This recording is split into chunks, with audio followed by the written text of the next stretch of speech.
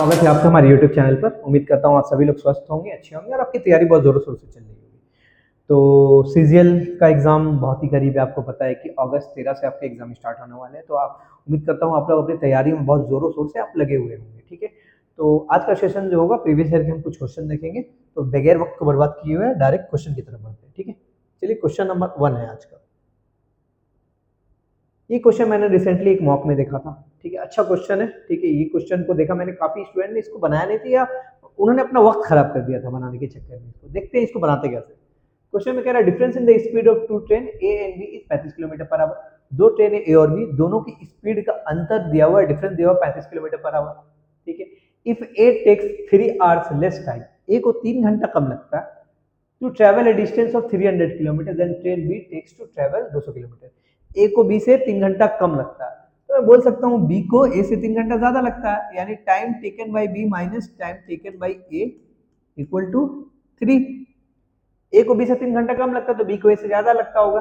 Find the sum of their speed. अब दोनों की स्पीड का आपको रेशियो बताना है, सम बताना है, ठीक है।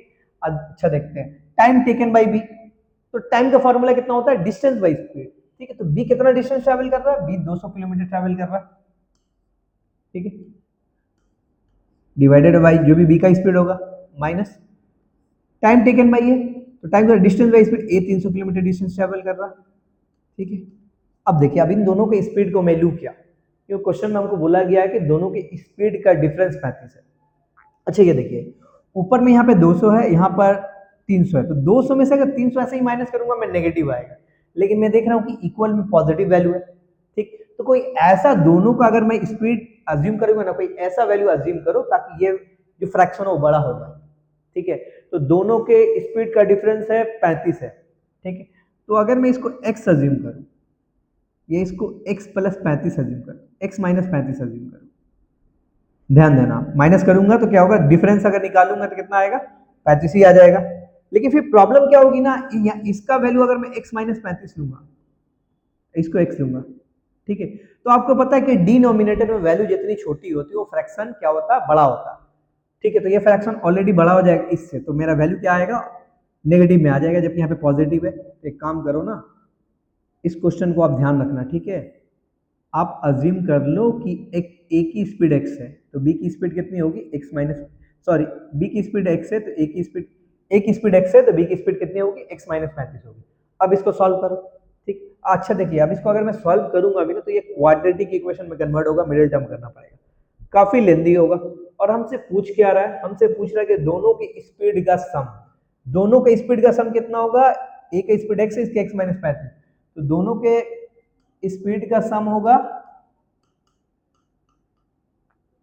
2x माइनस 35, ठीक है। ये वैल्यू हमसे पूछा और ये वैल्यू दिया किसका गया, फाइंड द सम। तो ये डायरेक्ट x का वैल्यू नहीं दिया गया, ये 2x माइनस 35 का वैल्यू ऑप्शन में दिया हुआ है। तो एक काम करो, आप यहाँ से ऑप्शन एलिमिनेशन कर लो, ठीक है। लेकिन ऑप्शन एलिमिनेशन करोगे भी तो ये 75 किसका वैल्यू है, 2x माइनस 35 का, ठीक। तो 2x माइनस 35 को अगर 75 के इक्वल करोगे तो माइनस 35 उधर जाके कितना हो जाएगा, प्लस 35, 75 प्लस 35 60, 120 हो जाएगा, 200 डिवाइड करोगे, यानी ये वैल्यू जो होगा x का वैल्यू यहाँ से 60 आएगा, x का वैल्यू यहाँ से कितना आएगा 90 और 30, सॉरी 60 आएगा, 75 80 110, सॉरी 55 आ जाएगा, 80 110, हाँ 55 आएगा, ये 60 आएगा, ठीक है। ये वैल्यू कितना हो जाएगा, 165 आ जाएगा, और ये वैल्यू डेसिमल में आ जाएगा, ठीक है। ये डेसिमल आएगा, इसको छोड़ दो फिलहाल के लिए। चलिए देखते हैं अब वैल्यू पुटिंग करता हूँ मैं। x की जगह पर अगर मैं 55 पुट करूँ, देखिए यहाँ पे x की जगह 55 पुट करूंगा तो ये कंप्लीटली डिविजिबल होगा ही नहीं, फ्रैक्शन में आएगा, तो ये तो हो नहीं सकता, क्योंकि आंसर मेरा क्या रहा, होल नंबर में आ रहा 3। x के वैल्यू को अगर मैं 60 अज्यूम करूँ, तो यहाँ इसको अगर मैं 60 लेता हूँ तो देखिए 300 से 60 कट जाएगा, कितना दफा कट जाएगा, 5 दफा। और यहाँ पे 60 माइनस 25 की 35 कितना होगा, 25, 25 से डिवाइड करूंगा 8 आएगा, ठीक है। तो हो कितना रहा, 200 बटा यहाँ पे 25 हो जा रहा, माइनस 300 बटा 60 हो जा रहा। तो डिवाइड करोगे 5 बार, डिवाइड करोगे 8 बार, 8 में से 5 घटाओगे आपका आ जाएगा 3, यानी ये सेटिस्फाई कर रहा है। ऑप्शन नंबर बी ही क्या होगा, हमारा आंसर होगा। अदरवाइज आप इसको क्वाड्रेटिक के थ्रू भी बनाकर आप देख सकते हैं, काफी लंबा होगा। तो मेरा तो यही सुझाव रहेगा कि आप ऑप्शन के थ्रू बनाइए इसको, क्योंकि देखिए इस तरह के क्वेश्चन जो होते हैं ना फर्स्ट टाइम में आपको नहीं बनाना, वन गो में। पहले इस तरह के अगर क्वेश्चन आप देख रहे हो आपको स्किप कर देना है, ठीक है। जहां जहां मैं यहाँ तक आया उसके बाद आप स्किप कर दो, क्योंकि काफी बड़ा होगा, ठीक है। अगर इसका फिर से अगर इसको मिडिल टर्म में कन्वर्ट भी कर लोगे ना, आप क्वाड्रेटिक में कन्वर्ट कर लोगे, तो फिर से इसका फैक्टराइज करना भी काफी बड़ा हो जाएगा। तो सुझाव यही रहेगा, ऑप्शन से बनाओ, ज्यादा आसान बनेगा या टाइम कम लगेगा आपका। चलिए आगे बढ़े क्वेश्चन नंबर 2 की तरफ। Question number 2, a grocer sell 40% of the article at the profit of 60%। एक दुकानदार, एक ग्रोसर जो है 40% सामान को 60% प्रॉफिट में बेचता है, और जो रिमेनिंग 60% सामान है उसको 15% प्रॉफिट में बेचता है। तो हमसे कह रहा है कि एवरेज प्रॉफिट कितना होगा ग्रोसर का अगर सिर्फ ये 2 आर्टिकल ही बेच रहा है। तो वेटेड एवरेज का क्वेश्चन है, इसको आराम से बना सकते हो। 40% सामान, ठीक है, 40% का फ्रैक्शन वैल्यू कितना होता है 2/5, यानी टोटल आर्टिकल अगर 5 है, टोटल आर्टिकल 5 है, तो उनमें से 2 आर्टिकल को क्या कर रहा हो 60% प्रॉफिट में बेच रहा, और जो बचा हुआ आर्टिकल है तो 5 में से 2 को बेच दिया तो बचा कितना 3 आर्टिकल को 15% प्रॉफिट में बेच रहा है, ठीक है। हमसे क्या पूछ रहा है एवरेज प्रॉफिट पूछ रहा। तो एवरेज क्या करो, दोनों को ऐड करके टोटल आर्टिकल कितना 5 से डिवाइड कर दो, ये वेटेड एवरेज, ठीक है।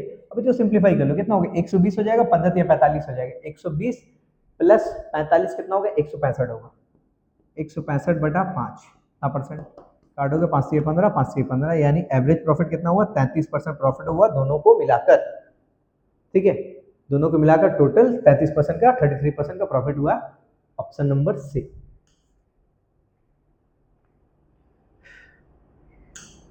क्वेश्चन नंबर 3, ये देखिए इस तरह के जो क्वेश्चन है ना, ये एग्जामिनर क्या करता है ना बच्चों को फंसाने के लिए बनाता है। क्योंकि आप क्या करोगे, देखो क्वेश्चन बनाऊंगा तो आपको समझ में आएगा कि एक एग्जामिनेशन में बी को 11.11% ज्यादा मार्क्स मिले ए से, और ए को 25% ज्यादा मार्क्स मिले सी से। D got 25% more marks than C, D को सी से 25% ज्यादा मार्क्स मिला। अगर सी को 320 मार्क्स मिला आउट ऑफ 500, यानी टोटल अगर 500 का एग्जाम हो रहा तो सी को 320 मार्क्स मिला उसमें से, तो डी को कितना परसेंट मार्क्स मिला बताइए। चलिए देखता हूँ कितने लोग हैं, 4 लोग हैं, ए बी सी डी, ठीक है। अच्छा सी तो दे दिया है ना कि सी को 320 मार्क्स मिला, तो लिख लो सी को 320 मार्क्स मिला। हमसे देखिए वैल्यू पूछ कह रहा है, डी पूछ रहा है कि डी को कितना परसेंट मार्क्स मिला, ठीक है। तो ध्यान दीजिए क्या कह रहा है कि डी को 25% ज्यादा मार्क्स मिला सी से, डी को सी से 25% ज्यादा मार्क्स मिला, तो सी को मिला 320 और डी को क्या मिला इससे 25% ज्यादा। तो 320 का अगर 25% निकालोगे, 25% का मतलब होता है 1/4, यानी डी को 80 नंबर ज्यादा मिला, तो 80 नंबर ज्यादा मिले इसका मतलब कितना डी को 400 मिला। हमसे पूछेगा डी को कितना परसेंट मिला। अच्छा टोटल एग्जाम कितने मार्क्स का हुआ 500 का, तो डी को 400 नंबर मिला है 500 में से, 100 में कितना मिलेगा, यानी डी को टोटल 80% मार्क्स मिला। अच्छा देखिए यहाँ पर ए और बी की वैल्यू की मुझे जरूरत है ही नहीं, मुझे तो डी की वैल्यू पूछा हुआ था, सी की वैल्यू दिया हुआ था, तो मैंने निकाल दिया। कई बच्चे क्या करेंगे शुरू से इसको बनाने जाएंगे, पूरा बनाएंगे, बी का भी वैल्यू निकालेंगे कि बी ने कितना मार्क्स स्कोर किया, ए का भी निकालेंगे कितना मार्क्स स्कोर किया। नहीं, आपको ये सब नहीं करना, आपको पहले क्वेश्चन को पूरा पढ़ना, क्वेश्चन को समझना है कि क्या पूछ रहा हमसे, ठीक है। ए और बी का यहाँ पे रिक्वायरमेंट था ही नहीं, तो इसका वैल्यू निकाल कर आप करोगे क्या, सिर्फ अपना वक्त बर्बाद करोगे आप। तो क्वेश्चन को ध्यान से पढ़ा कीजिए, ठीक है। हो गया 3 नंबर। चलिए अच्छा, अगर आप भी एसएससी, बैंकिंग, रेलवे या कंबाइंड जो भी स्टेट लेवल के एग्जाम होते हैं, आप एक सीरियस एस्पायरेंट हो, तो IBD Behala various courses offer करता है। आप इन कोर्सेज में आप एडमिशन ले सकते हो। एडमिशन लेने पर आपको यहाँ पर हमारा जेनेसिस ऐप का सपोर्ट मिलेगा। इस ऐप में आपके जितने भी रिकॉर्डेड वीडियोज है, ठीक है, पीडीएफ है, क्लास की जो भी आपकी पीपीटी है आपको अवेलेबल होंगी। साथ ही साथ आपको यहाँ पे वीकली मॉक टेस्ट भी अवेलेबल होंगे, स्मार्ट क्लासरूम, रिकॉर्डेड वीडियोज जैसा कि मैं बता चुका, और एक्सपर्ट फैकल्टीज की भी आपकी सुविधाएं मिलेंगी जो कि 24/7 आपके लिए अवेलेबल होंगे आपकी क्वायरी को सॉल्व करने के लिए, ठीक है। ज्यादा जानकारी के लिए दिया गया जो नंबर इस पर आप कॉन्टैक्ट कीजिए, कॉन्टैक्ट करके पूरी जानकारी ले सकते हैं, ठीक है। चलिए आगे बढ़े, क्वेश्चन नंबर 4,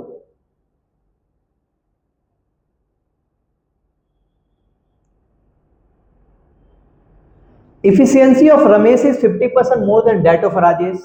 रमेश और राजेश 2 लोग हैं, रमेश की इफिशियंसी 50% ज्यादा है, तो आप लिखें यहाँ पे रमेश और इधर लिखिए राजेश, ठीक है। तो रमेश की 50% ज्यादा है। अगर राजेश की इफिशियंसी को मैं 2 अज्यूम करूँ तो रमेश की इफिशियंसी कितनी होगी, 3 होगी। समझ लो 50% का मतलब कितना होता है, 1/2। अब बोला ज्यादा ज्यादा तो प्लस, यानी अगर राजेश का 2 होगा तो रमेश का 2 प्लस 1 कितना होगा, 3 होगा, ठीक है। अब क्या कह रहा है, Rajesh takes 21 days to complete a piece of work. Rajesh किसी काम को खत्म करने में राजेश को 21 दिन लगता है।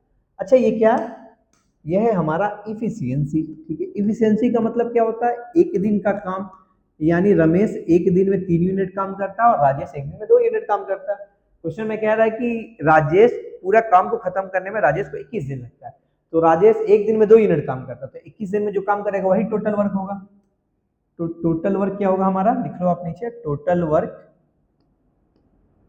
इफिशियंसी इनटू टाइम, यानी 42 यूनिट टोटल काम है, ठीक है। आगे बढ़े। If Ramesh started the work alone, शुरू में क्या किया, रमेश ने अकेले काम स्टार्ट किया, ठीक है। And then Rajesh joined him 7 days before actual completion of the work. शुरुआत में क्या हुआ, रमेश ने अकेले काम स्टार्ट किया और उसके बाद क्या हुआ, काम खत्म होने के 7 दिन पहले राजेश ने ज्वाइन किया। काम खत्म होने के 7 दिन पहले, यानी लास्ट का जो 7 दिन है वो रमेश और राजेश दोनों ने मिलकर काम किया होगा। तो आप ये निकाल लो कि 7 लास्ट के 7 डेज में रमेश और राजेश ने मिलकर कितना काम किया होगा। देखिए रमेश एक दिन में 3 यूनिट काम करेगा, राजेश एक दिन में 2 यूनिट काम करेगा, तो दोनों अगर मिल जाए तो दोनों मिलकर एक दिन में कितना काम करेंगे, 3 + 2 5 यूनिट काम करेंगे। तो एक दिन में अगर 5 यूनिट काम करेंगे, 7 दिन में कितना काम करेंगे, तो 7 दिन में दोनों कितना काम करेंगे, निकाल लो, 7 × 5 35 यूनिट काम करेंगे। तो दोनों ने 7 दिन में 35 यूनिट काम किया। टोटल काम है कितना, 42। 42 में से 35 काम तो दोनों ने मिलकर किया ना, तो बचा हुआ काम जो है, रिमेनिंग वर्क जो है कितना होगा, 42 - 35 घटा दो, 7 यूनिट होगा। तो इस 7 यूनिट काम को किया किसने होगा, तो आप कहोगे कि रमेश ने किया होगा, वो भी अकेले। क्वेश्चन में बोल दिया है कि रमेश कुछ दिन स्टार्टिंग में रमेश ने अकेले काम शुरू किया था, लास्ट का 7 दिन दोनों ने मिलकर किया।